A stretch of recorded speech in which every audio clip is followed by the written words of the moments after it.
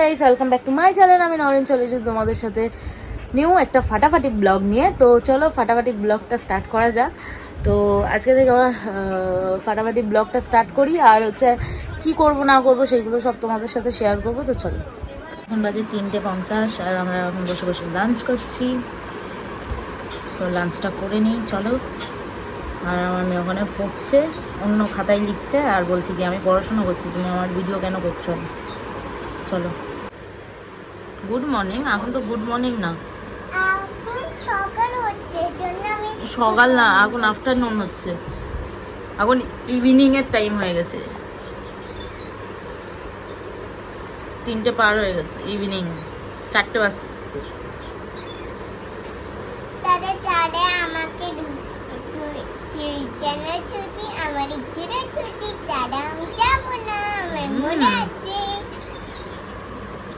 কি লিখছো তুমি এখানে?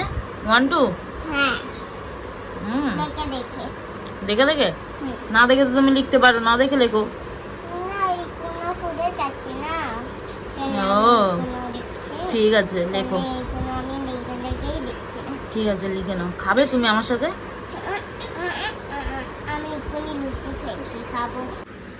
ডিম ভেজে দিয়েছে তারা, আর একজন চলে এসেছে, ডিম খাবে কিন্তু ভাত খাবে না। নাও, গরম আছে দুটো।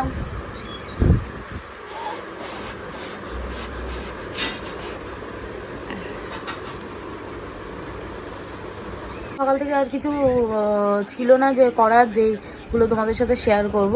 তো আমি যেমন তেমনই তোমাদের সাথে তুলে ধরি, যে তেমনভাবেই তোমাদের সাথে শেয়ার করি যে আমি কী কী করছি না করছি সেই সব নিয়ে একটা ভিডিও করি তোমাদের সাথে। তো এই কন্টেন্টটা যদি ভালো লেগে থাকে অবশ্যই লাইক কমেন্ট শেয়ার আর সাবস্ক্রাইব করে দিও। প্লিজ সাবস্ক্রাইবটা করো তোমরা সবাই।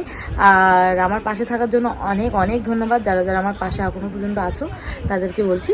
আর যারা ভিডিও দেখছো তারা প্লিজ সাবস্ক্রাইব করে যেও, ভিডিও শুধু দেখো না, সাবস্ক্রাইবটাও করো। তো এটাই বলবো। আর তার সাথে বলবো হচ্ছে আমি ঘরের সকাল থেকে বেশিরভাগ কাজ ছিল না, কারণ যেহেতু আজকে শনিবার দিন, তো শনিবার দিন সবাই একটুখানি বেশিরভাগ ঘুমিয়েছে বলো বা রেস্ট নিয়েছে একটুখানি, বেশিরভাগই সবাই রেস্ট নেয়। তো অত বেশি কাজ থাকে না শনিবারে, তার জন্যই শনি রবিবারটা তো ছুটি থাকে না, তো তার জন্যই এরকমই। তো ঘরে বিকেলবেলা থেকেই স্টার্ট করছি, কারণ হচ্ছে খাওয়া দাওয়া সব কিছু হয়ে গেছে। তোমরা তো দেখলেই আমি আগের দিনে মা মাছের তরকারি করেছিলো, ওই মাছের তরকারি দিয়ে ভাতটা খেয়ে নিলাম। আর খাওয়া দাওয়া হয়ে গেছে যখন, এখন আমি এবার হচ্ছে বিছানা টিছানা পরিষ্কার করবো। সো মা খিচুড়িটা বানিয়েছে, তো খিচুড়িটা এখন খাবো না, কারণ হচ্ছে এই একটু আগেই খেয়ে উঠলাম। তো তাই বিছানা টিছনা পরিষ্কার করে নেবো। আর আমি দেখি কর্তা মশাই বাইরে যাবে কিনা, যদিও বাইরে যায় তাহলে একটুখানি আমার ইয়োগা করতে সুবিধা হয়, কিন্তু বাট ও যদি বাইরে না যায় তো আমি ইয়োগাটা করতে পারবো না। তো চলো কি করা যায় না করা যায় দেখি, তো পরে দেখা যাবে সেটা। তো এখন ফাইনালি এখন আমি বিছানাটা পরিষ্কার করে নেবো। তারপরে কতগুলো কাপড় পাট করা আছে, সেই কাপড়গুলো তুলে দিয়ে আরও কয়েকটা কাপড় আছে, সেইগুলো ভাবছি পাট করে নেবো আজকে। তো চলো, যতটা হবে ততটা করবো। তো চলো। মামা দাদি কোথায়? দাদিকে এখন নেমন্তন্ন করে ঘরে ঢুকিয়েছে, দাদি ওর ঘর গুছিয়ে দেবে। এই ঘরটা এতটাই বড় যে সবাই ঢুকে যেতে পারে।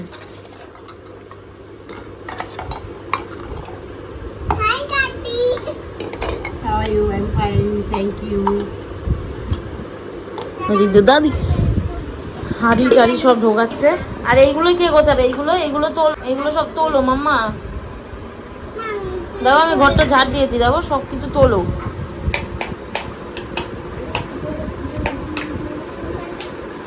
বাবা খিচুড়ি কেমন হয়েছে? ভালো হয়েছে? খাচ্ছ না কেন?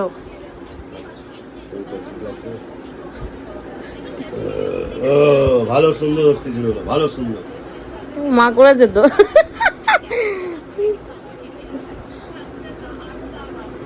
আর এনেছে, কিন্তু কোনটা বড় কোনটা ছোট বানাইনি মা।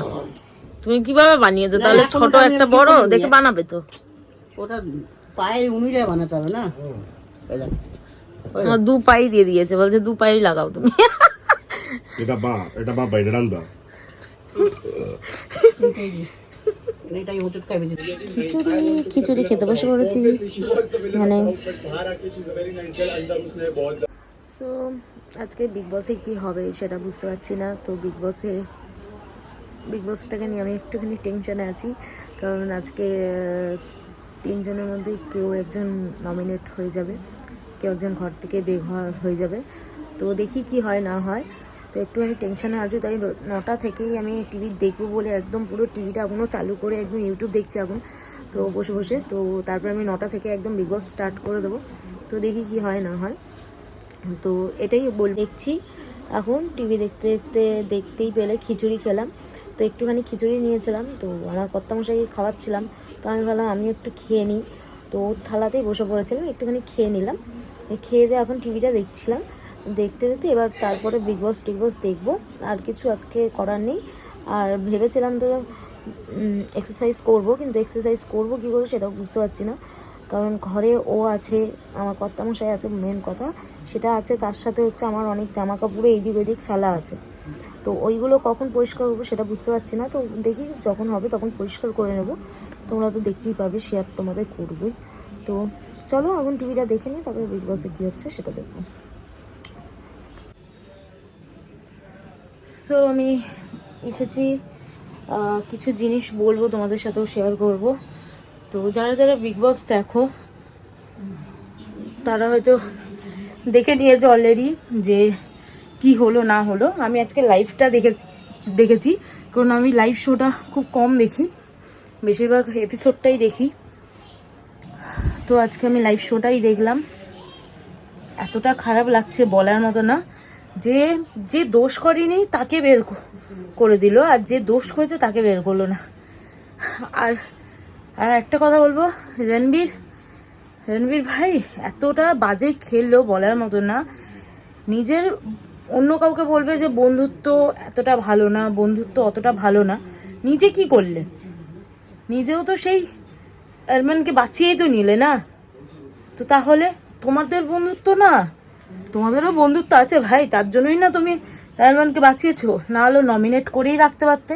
আর যদি আজকে নমিনেট আরমান থাকতো তাহলে খেলাটা পুরোপুরি ঘুরে যেত।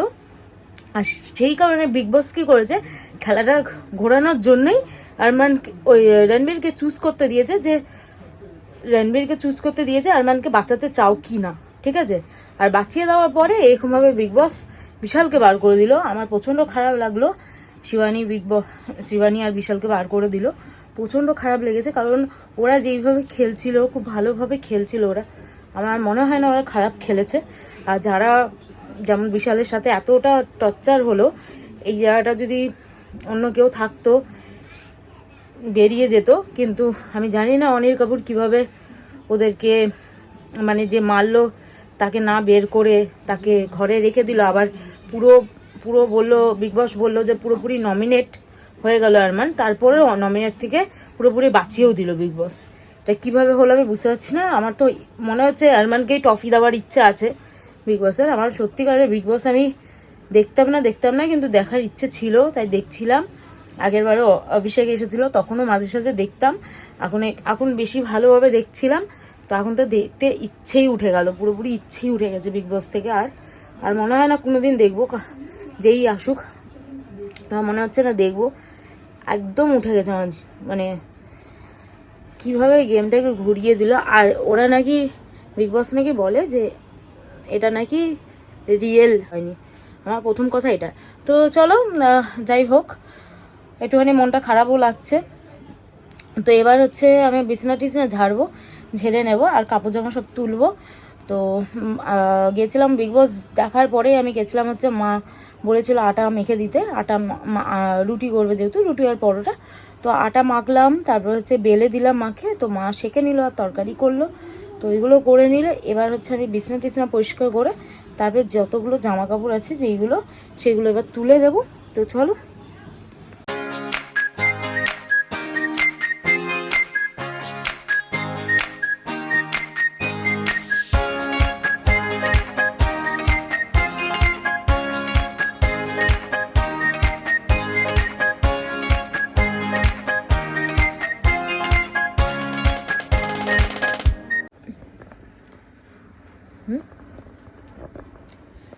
বিছানা টিছটা পরিষ্কার তো আমার মেয়ে করেই দিল। তো এবার আমার জানি না কেন হেঁচকি উঠছে বাই দ্য ওয়ে। তো হেঁচকিটাকে অ্যাভয়েড করে, তো হেঁচকিটা কেন উঠছে বুঝতে পারছি, দেখো, তো এটাকে অ্যাভয়েড করো। তো বাই দ্য ওয়ে আমার মেয়ে বিছানা টিছটা পরিষ্কার করে দিয়েছে।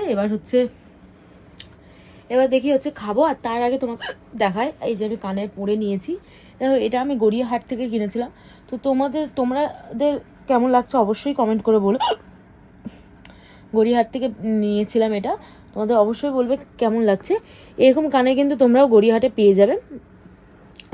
এটার দাম মনে হয় কত চলো 50 রুপিস মতন মনে হয় নিয়েছিল আমার কাছে। তো তোমরাও কিন্তু গড়িয়াহাটে পেয়ে যাবে। আর তোমরা যদি দুর্গাপুজোর টার্গেটিং করতে চাও তার জন্য এটা দেখালাম।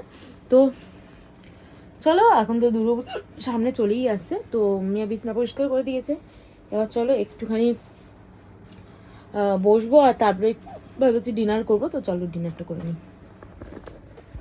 তো ডিনারটা নিয়ে চলে এসেছি, এই হচ্ছে আমার ডিনার আজকের। তো ডিনারটা করে নেবো, তো চলো স্যার ডিনারটা করে নিই, ঠিক আছে? তো ডিনারটা করে নিই, আর তারপরে এত হেঁচকি উঠছে বলার মতো না। ডিনার করে নিই, টিভি দেখতে দেখতে বসে বসে ডিনার করব।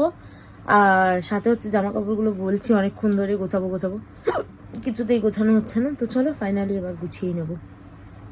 সো গাইস, ডিনার কমপ্লিট হয়ে গেল। তো আজকের মতন ভিডিওটা আমি এখানে এন্ড করে দিচ্ছি। যদি ভালো লেগে থাকে তো লাইক, কমেন্ট, শেয়ার আর সাবস্ক্রাইব করে দিও। আজকের মতন বাই বাই।